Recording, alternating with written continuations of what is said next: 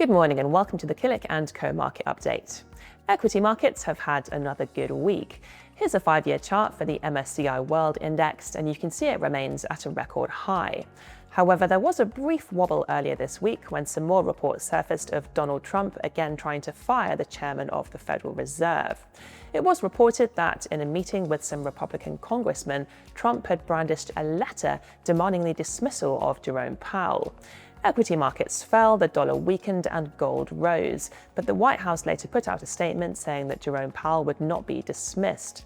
Markets returned to where they had been previously, but the whole episode does demonstrate that investors would react negatively to the concept of the central bank losing its independence from the government.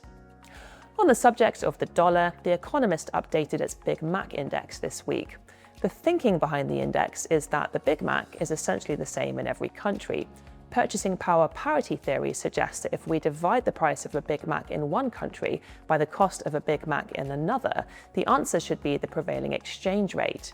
If this is not the case, then one of the currencies must be over or undervalued against the other. The latest data suggests that the pound was correctly valued against the dollar back in January, but is now 13% overvalued. Here's the trend since the year 2000. For the first decade of the millennium, the pound was mostly overvalued against the dollar, while for the second decade it was largely undervalued until now.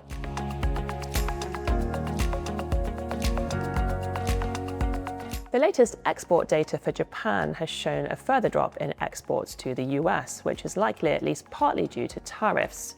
The tariffs will be making Japanese goods look more expensive to US buyers and therefore less attractive. If we look at all exports from Japan to the US, the drop between June 2024 and June 2025 was 11.4%, and if we just look at motor vehicles, the drop was much larger at 26.7%. It's therefore important for Japan to agree a trade deal with the US. Currency is also a probable factor in the falling export levels. For years, Japan's interest rate has been incredibly low compared to other countries, and that has kept the currency weak, thereby making Japan's exports look more attractive. However, more recently, Japan has been raising its interest rate, and that has caused the yen to strengthen. Here's the yen against the dollar over 5 years. You can see the yen has recovered a little of late, rising 6% against the dollar since its low of 2024. The combination of tariffs and the exchange rate are a double whammy, making Japanese exports more costly to overseas buyers in the US. Despite this, the Japanese stock index, the Nikkei 225, has held up very well, suggesting that hopes are high that a trade deal will be reached.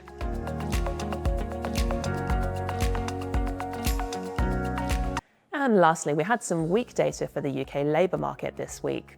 Here's the UK unemployment rate over the last 3 years. The trend has been steadily upwards, and the most recent figure was slightly above expectations at 4.7%. The hikes in the minimum wage and employers' national insurance contributions have made it more expensive for firms to employ people, and therefore it's now more difficult to find a job. This is backed up by the latest data for jobs vacancies being advertised in the UK. Here's the 20-year data. Clearly, the pandemic disrupted the data somewhat. Vacancies plummeted in lockdown but then spiked afterwards, but since then they have declined steadily. This one shows UK wage growth over 10 years. As with the number of vacancies, this too has declined since 2021. When unemployment is higher, firms don't need to compete as hard to employ people, and therefore wages are less likely to rise. We'll have to wait for this year's autumn budget to see how Rachel Reeves plans to address these issues. Moving on to have a look at next week, it's looking very busy on the calendar as the second quarter reporting season is kicking off. Next week is quite a big one for the healthcare sector, and we are expecting results out from Danaher, Intuitive Surgical and Thermo Fisher. That's it from us. Enjoy the weekend, and we'll see you next Friday.